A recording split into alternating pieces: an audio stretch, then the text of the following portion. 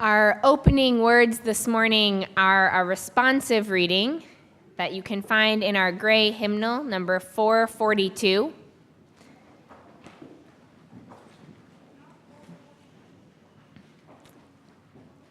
The title is "We Bid You Welcome."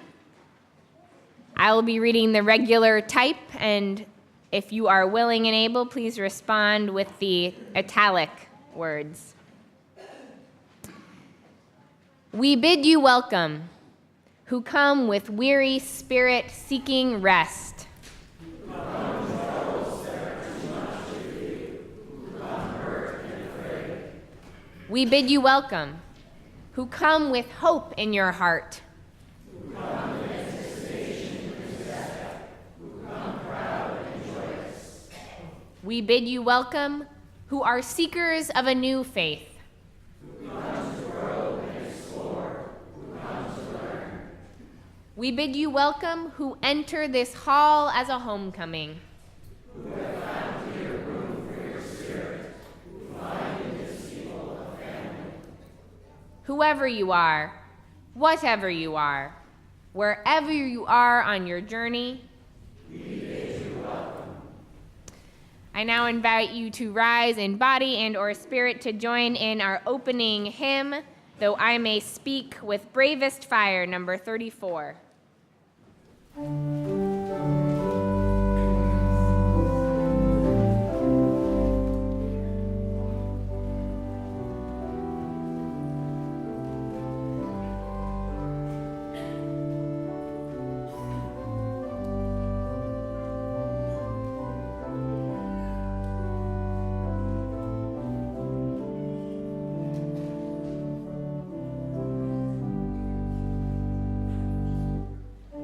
I may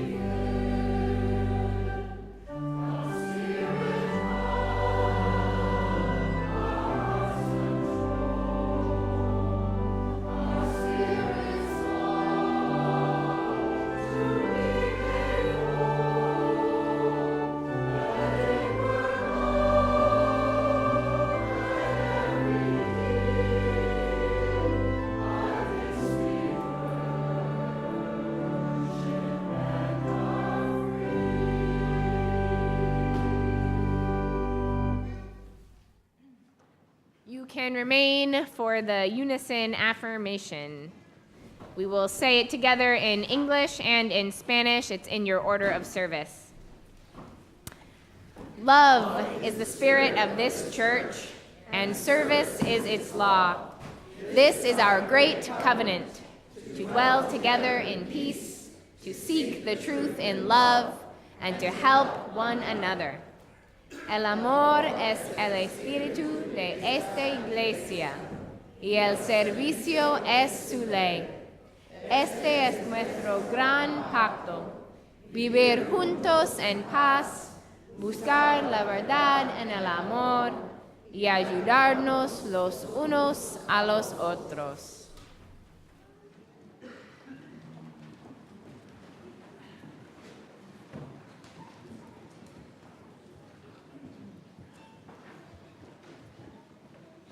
Good morning. Welcome to the First Parish in Bedford.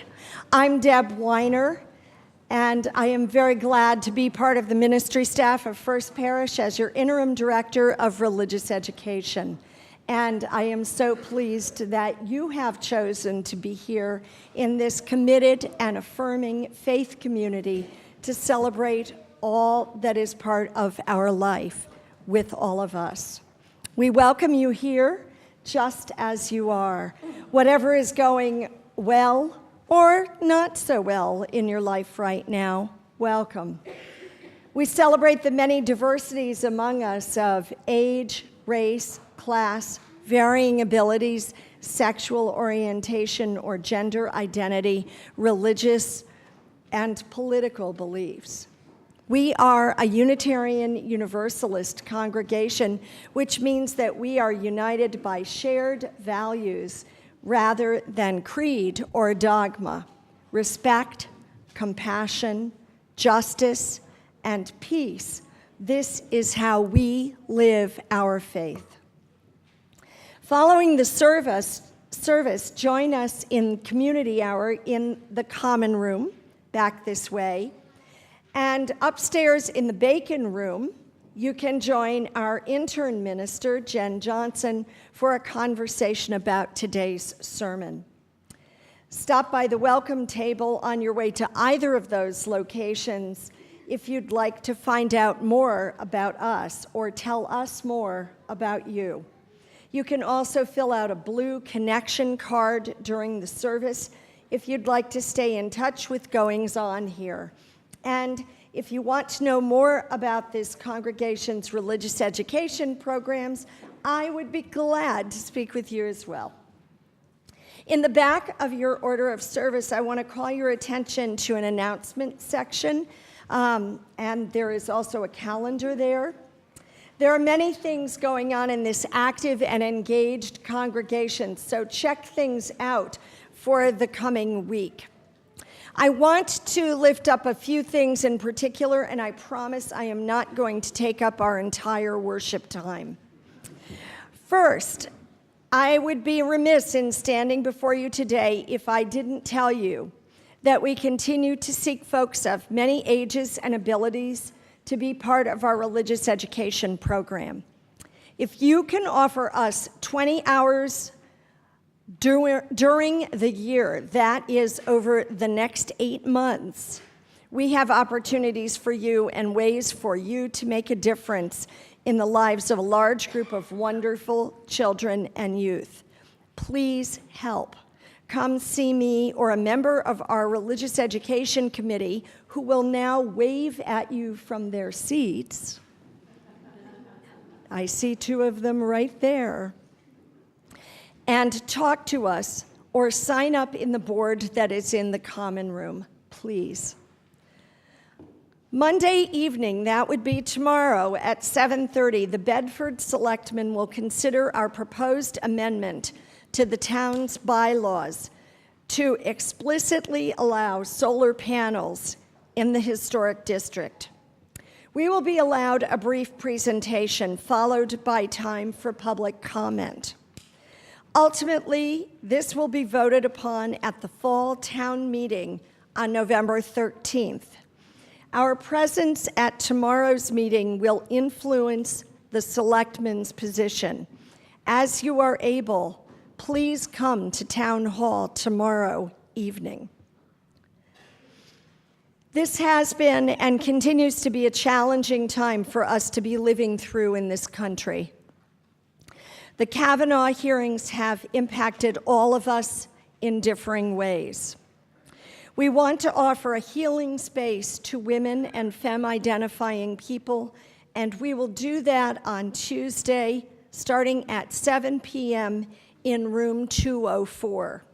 Join Jen Johnson, Annie Gonzalez-Milliken, and me for meditation, conversation, and most of all, support for those in grade 9 and up as we live through these days. You may already know that Building Bridges is a keystone of our Unitarian Universalist religious education program, in which middle schoolers learn about and visit a variety of faith communities to deepen their understanding and appreciation of our diverse religious landscape. Part of the teaching team, Natalie McLean, in fact, who has grown up in our religious education program, pointed out that many of the participants in Building Bridges have never been to a full worship service. Well, we're addressing that today. And in fact, the first field trip for the Building Bridges class is right here at First Parish in Bedford. So please help me in welcoming our Building Bridges class and their teachers. They are right here.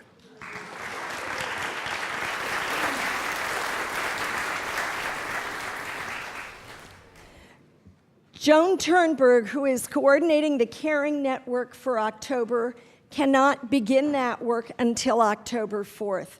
So in the meantime, in these first days of October that are coming up, requests should go to Sandy Buzanowski, and thank you for that.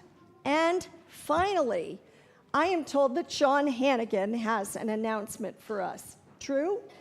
Come on up.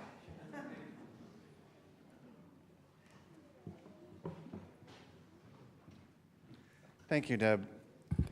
Good morning, everyone. I'm Sean Hannigan, today representing the Social Responsibility Council in order to announce an exciting new Sharing the Plate program. As anyone who's been here for more than a little while knows, First Parish has always held social action to be one of its most important values. The Social Responsibility Council was established in 2002 with the goal of acting on behalf of the parish to coordinate and fund projects that express Unitarian Universalist values in our community. Funding is allocated for these purposes from an endowment and also from our annual budget. The Council selects worthy programs of local, regional, and international scope. Over the past year, we funded work on climate change, racial justice, community engagement, scholarships for youth in our congregation, immigrant justice, and more. Recently, the Parish Board approved a request for the Social Responsibility Council to take on the role of determining who will receive half of the first Sunday plate offering. We've called this the Sharing the Plate program. Going forward, we plan to review applications twice a year for this purpose. The expectation is that someone from the recipient organization will speak at the service where the collection is held in order to inform our congregation about the impact of the donations that will be collected, and also will be present after the service to answer any questions that we may have. In this way, we intend to link the recipients closer with our church and help our fellow parishioners have a better sense of how their contributions benefit local causes and real people. For those interested in submitting an application, the application form can be found on our website, uubedford.org, under the header Social Action in the tab Proposing a Project. Don't worry if you missed that, because we're also going to publish that information in the October Parishioner and on Parish Biz. You can also find out info about previously approved grants in the social action area of our website and how to apply directly for a grant there as well. We are now accepting applications for the first Sunday collections in November, December, and January, and will continue to accept them until our next meeting on October 17th. Thank you. And now I encourage you to put any noisy or beeping devices that you may have into worship mode as we continue with our worship.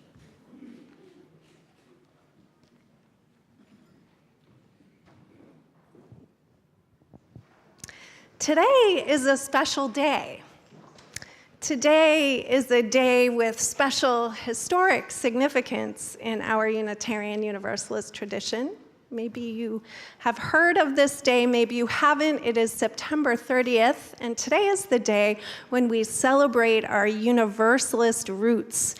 We commemorate the first sermon that we know to have been delivered 248 years ago in New Jersey by an early Universalist preacher named Reverend John Murray, whose boat, he was a preacher in England who was looking to start a new life here. And his boat washed up ashore went aground off the coast of New Jersey. And believe it or not, he found a community that was ready and eager to hear the message of universalism. That message that God is love, that we are all indeed saved, that each and every one of us belongs. I love universalism. It's a big reason why I'm here. So it's especially exciting for me that I get to lead worship on this day. And one of the things that I love about universalism and about both of our traditions, Unitarianism and Universalism, is that they freed people to believe according to their own experiences. That belief, religious belief, doesn't just come from outside, from what others in authority tell us to believe, that we are free to think about what we know, what is true in our hearts, and what we experience to come to our understanding about our lives and our world. And so today, I wanted to just kind of practice doing that together. I thought it would be interesting if we could spend a little time really paying attention to our bodies and thinking about what our bodies teach us about universalism. And so I'm going to invite you to just kind of loosen your shoulders and relax back into your seats. And as we often do as we meditate, I'm going to ask you to take in a deep cleansing breath through your nose, through your nostrils, and keep breathing until you feel the air deep in your tummy and filling up your lungs, and hold it there for a little bit. Feel it in your lungs, feel it in your body, and then when you're ready, just let it out of your mouth gently and slowly. And I want you to keep your eyes closed and think about how your body feels right now that you've taken that breath, that you've inhaled the oxygen that has moved in through your lungs and is being carried through your veins to nourish each and every cell of your body, giving you life, giving you energy and health and well-being. And I want to invite you to take one more breath and pay attention to its movement in and out of your body.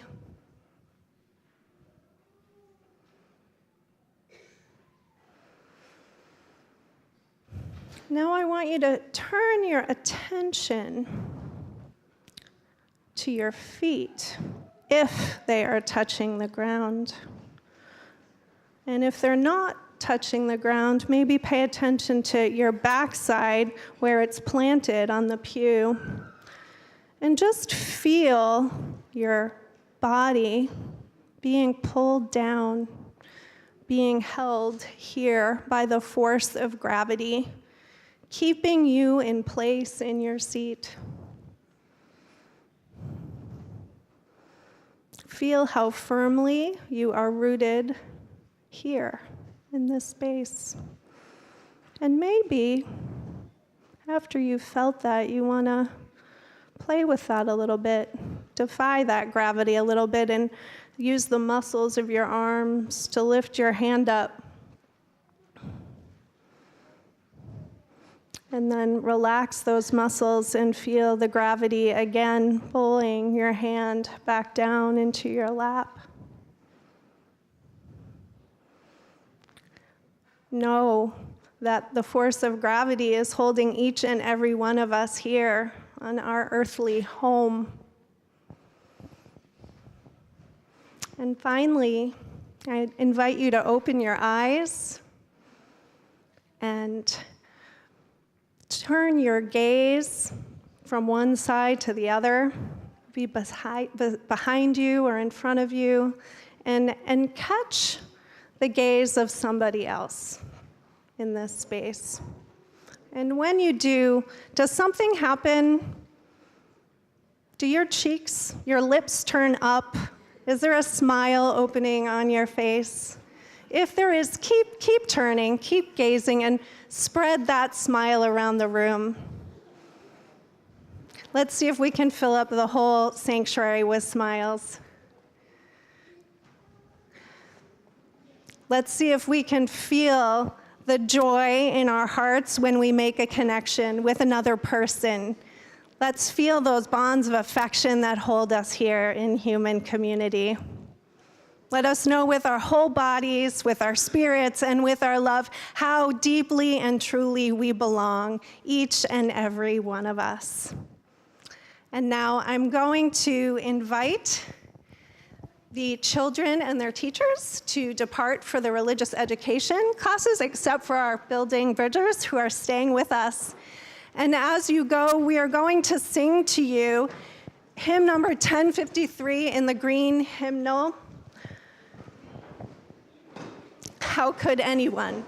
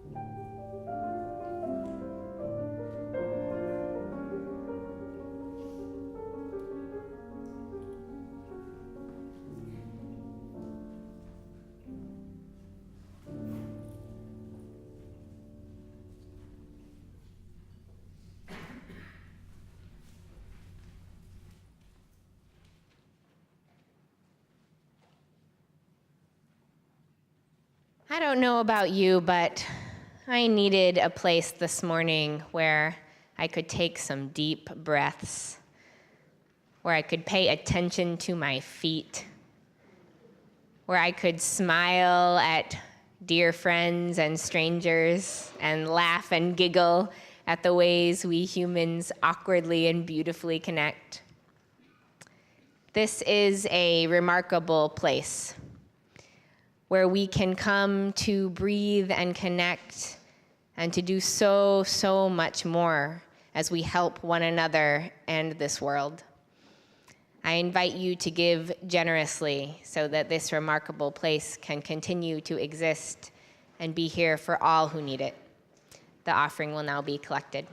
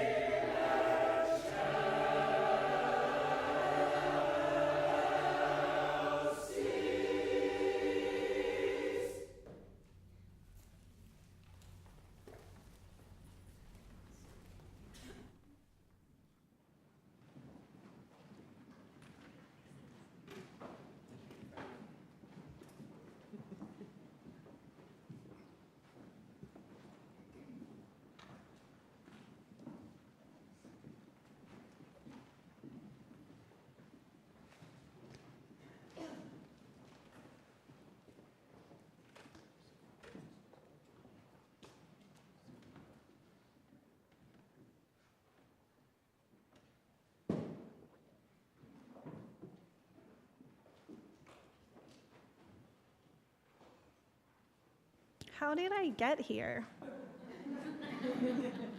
Really, how did I get here? The 8-year-old in me wants to know. She never saw this coming. In all her flights of fancy, she never once conjured a pulpit.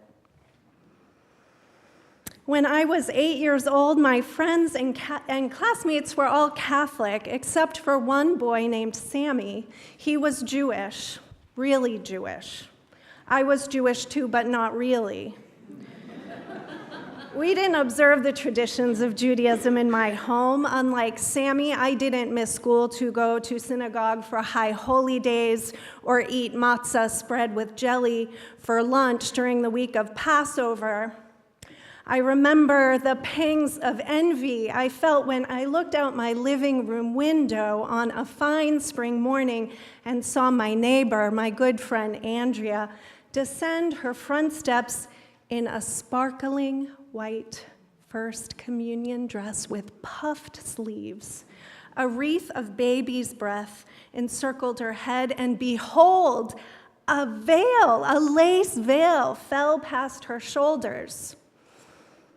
The next day at school, I listened with fascination to stories of confession and communion wafers and big family parties in backyards and impressive sums of money received in honor of this rite of passage. Heck, I was missing out. What was this mysterious world of religion to which I did not belong? I grew up a religious nun, as in N-O-N-E, no religion. When my parents married, they left behind their respective traditions, Reformed Judaism on my mom's side and Southern Methodist on my dad's. They emphasized instead secular humanist values and education. And as a result, I spent my younger years feeling like an alien in religious spaces and conversations. I simply did not belong in the religious world. And yet, here I am, not only a member of a religious tradition, but one preparing for ordination. Perhaps my story sounds familiar. We know that many Unitarian Universalists, like me, come to this faith in adulthood in response to a long-held conviction that something important has been missing in our lives, that we have been left out. Many still come as immigrants from childhood traditions that are incompatible with, or worse, hostile to their beliefs or their identities. All of us, including lifelong Unitarian Universalists, bring to our religious communities feelings of isolation, of not belonging, of being cast out or left behind. We come often trepidatiously, seeking welcome. We come with a deep and tender desire to feel that we are wanted and worthy, that we do, in fact, belong. When Unitarian Universalist congregations are at our best, we seek to live up to the message of universal welcome that we spoke in our opening words this morning. Whoever you are, whatever you are, wherever you are on your journey, we bid you welcome. There is no litmus test of belief or worth. You belong. I am here now. We are here now because the women and men who would become the American Universalists of the 18th and 19th centuries shared those feelings of alienation and theological dissonance, and they were fed up. Those early Universalists planted religious communities where people like you and me, two centuries later, can know ourselves to be fully welcome, worthy of love and belonging. Among the first of those congregations was the Independent Christian Church in nearby Gloucester. Organized in 1779, it persists today as Gloucester Unitarian Universalist Church. The building is from 1806. You can go there and you can see John Murray's desk. Its first pastor was John Murray, one of the earliest preachers of Universalist salvation in North America. Murray had been an evangelical Calvinist preacher in his native England, but he was swayed by the heretical teachings of a theologian named John Relly. Relly rejected the Calvinist doctrine of predestination for an elect group and the eternal fires of hell for all the rest. He insisted that all of humankind had been saved from eternal damnation through Christ's sacrifice on the cross. No one is cast out. And Murray began to preach that doctrine of universal salvation in his native England. But before long, he was ostracized by his evangelical community for his heresy. Without a preaching income, Murray was unable to pay the medical bills that accumulated when his wife and his only child fell ill. Tragically, they both died, and Murray went to debtor's prison. Upon his release, he set sail for America to start a new life, vowing never again to preach. As the story goes, it's a story we tell often. Murray's ship ran aground off the coast of New Jersey in the summer of 1770. And when he went ashore for help, he met a local farmer named Thomas Potter. By sheer coincidence or divine providence, you can pick, Potter had adopted similar ideas about universal salvation. He had even built a small chapel with hope and faith that one day a preacher would come to share the message of universal salvation. Despite Murray's vow never to preach again, Potter persuaded him. And soon thereafter, Murray delivered what some claim was the first Universalist sermon in North America. The occasion of that first sermon is the one we modern day UUs commemorate on this day, on September 30th. Murray's story has taken on mythic quality, and he is lionized as the founder of Universalism in North America. In reality, Universalism began to emerge in rural communities across the Northeast even before his arrival. Many contemporaries of Murray were equally influential, including his second wife, Judith Sargent Murray, who penned today's Thought to Ponder. And she was part of the original Gloucester congregation that recruited Murray to be their first pastor. I share Murray's story because it's familiar and also because it so clearly illustrates the cost of the rigid Calvinism of the time. I share it because Murray was literally cast out of religious community for entertaining Universalist ideas. And that same enforcement of Calvinist doctrine prevailed in North America. And yet, in quiet farming villages across this region, some folks, like Thomas Potter and Judith Sargent, were fed up with the fear and shame imposed by an exclusive faith that saved only some and cast out the rest. I am here now because when I was 24 and about to get married, I too was fed up with feeling like a religious outcast. My husband, Dave, and I met when we were in high school. During our difficult teenage years, as Dave grieved the death of his father, and I grieved the dissolution of my nuclear family, we took comfort and courage in each other. We found life-affirming joy in our relationship. When we decided to get married, the white dress and the veil, that was easy enough to come by.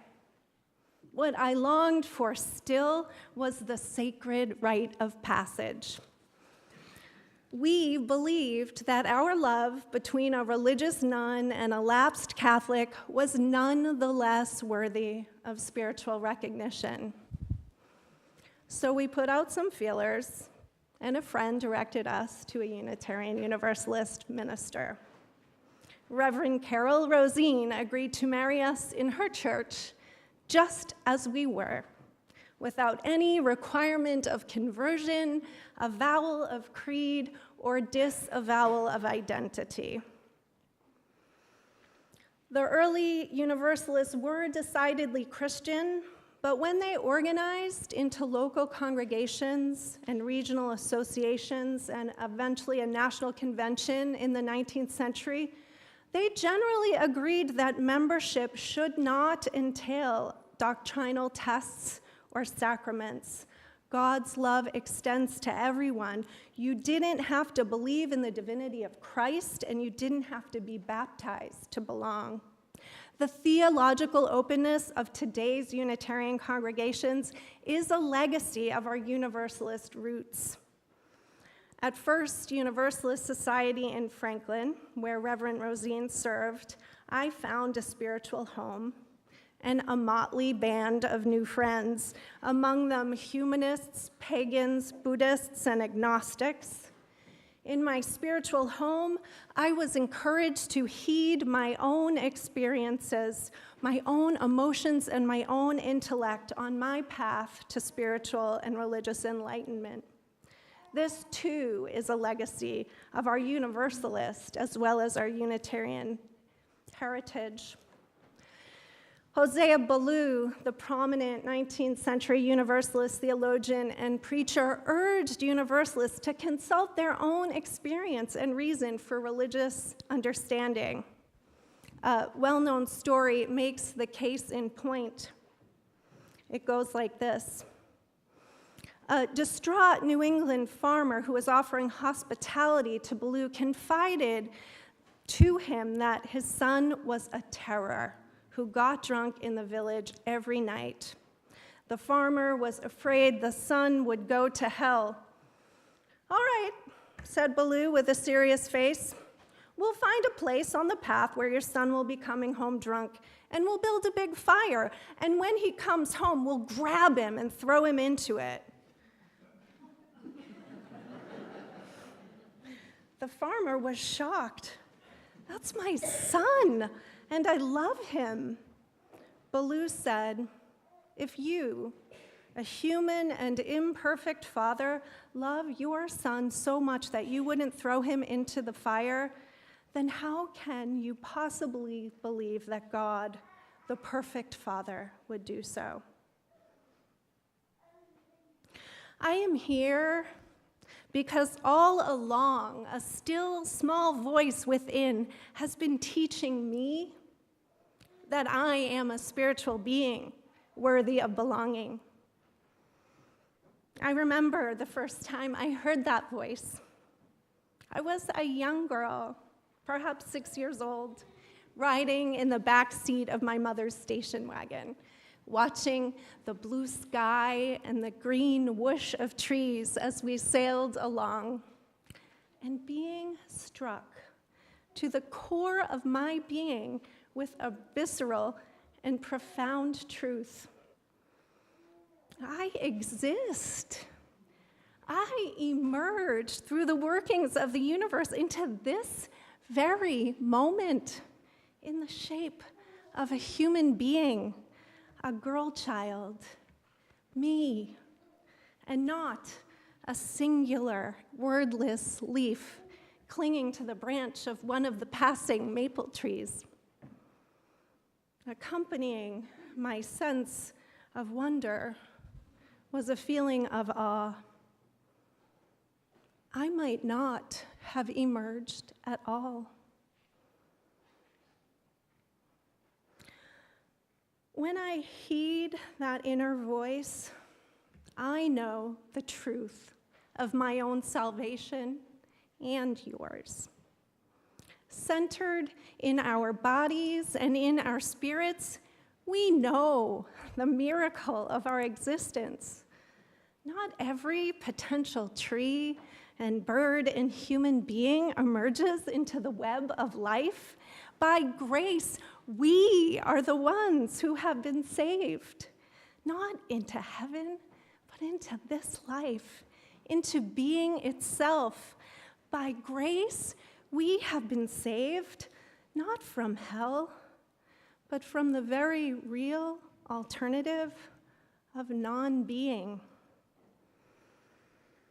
We have been saved from never feeling the hot sun on our shoulders and the crisp autumn breeze against our cheeks, from never tasting strawberries and chocolate, from never hearing the crunch of snow under our feet and birdsong at dawn and the glorious voices of our choir, from never smelling pine sap and morning coffee brewing, from never beholding the star-filled sky and the twinkling eyes of a beloved.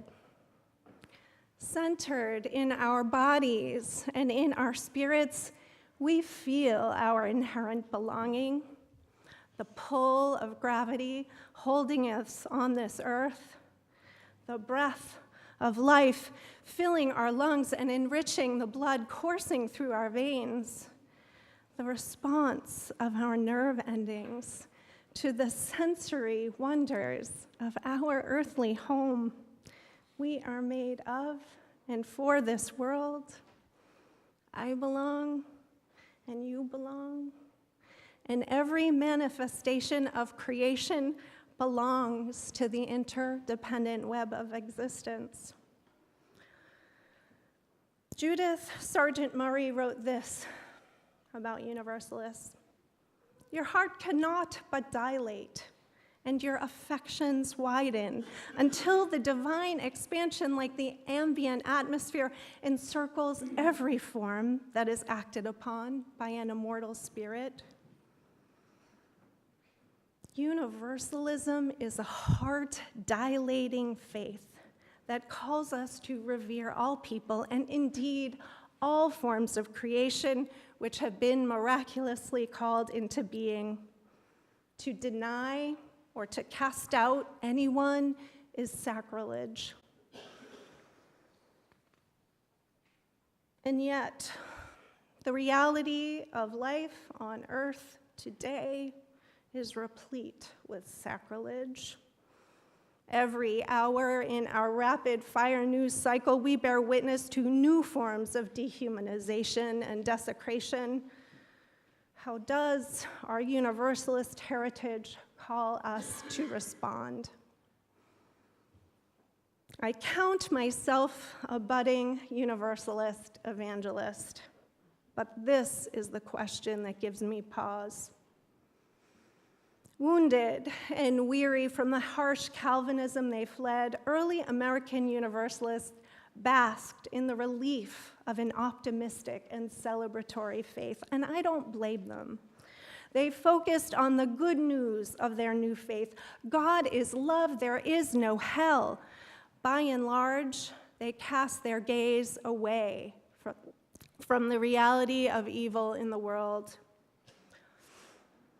The affable and generous benefactor of my own home church, Oliver Dean, was also a textile industrialist and a profiteer who made a fortune by exploiting the stolen labor of enslaved African Americans in the cotton trade, a fortune he bequeathed to my home congregation. How did he reconcile the exploitation of slave labor of human beings with the Universalist ideal of the fellowship of all mankind? Without the looming specter of hell, sin was no longer a preoccupation for Universalists like Oliver Dean. In their myopia, Too many Universalists ignored the hell on earth that was American slavery. Most 21st century UUs have relinquished the idea of eternal afterlife, whether blessed or damned. We no longer understand universal salvation as the promise of heaven and the denial of hell. We understand that we are equally and universally saved into this life. We understand that heaven and hell are conditions of life on earth, and we contribute to them both. So much of hell we make for ourselves and impose on our human siblings. Hell is misogyny and sexual violence. Hell is family separation and the denial of asylum. Hell is systemic racism and mass incarceration. Hell is bullying and hazing. It is anti-Semitism, the Muslim ban, and the violation of human and civil rights. This is no time for a casual faith, Reverend Susan Frederick Gray, our UUA president, urged us at last spring's General Assembly. And this is no time for a casual universalism. As Universalists, we are called both to celebrate the expansive grace of this good life and to confront the hell we make that casts out, leaves behind, marginalizes, and deprives far too many among us. When we honor the truth of our universal belonging, we are called to eradicate hate and violence. We are called to offer sanctuary to the vulnerable and to protect the conditions of our planet for all who are and ever have been and ever will be. We are called to make our communities accessible and responsive to the needs of our entire human family. We are called to level the playing field and to redistribute wealth, power, and protection. You, my new friends, have been answering this call, and I am so very glad and grateful to be joining you. The 8-year-old in me couldn't possibly have dreamed up a more gratifying future.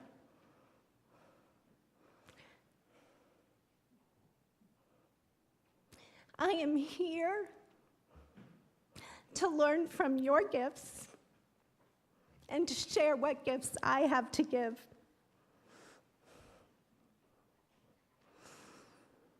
I am here because the grace of being is not a singular event or moment. We emerge and unfold over the entire course of our lives within a network of relationships. The grace of being is the grace we extend to one another when we invite each other into the holy communion of relationship. Thank you from the fullness of my dilating heart for inviting me to be here in Holy Communion with you. Shall we sing? Please rise in body and/or spirit and lend your voices to hymn 128, For All That Is Our Life.